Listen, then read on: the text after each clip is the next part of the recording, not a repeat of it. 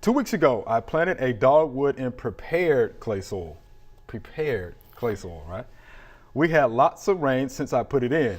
What can I do to save my new dogwood from soggy soil? And this is from Sue, New Zealand, right?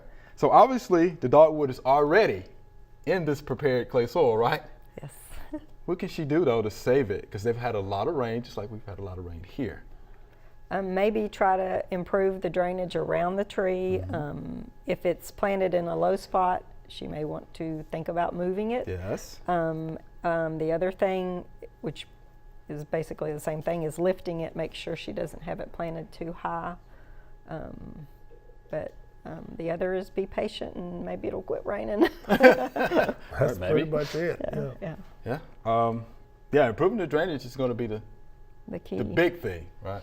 Because if you have a lot of rain, clay soils, we know what that will Cold do. water. Yeah. Right, it's going to hold a lot of water. And you get those root rots and all that to deal with.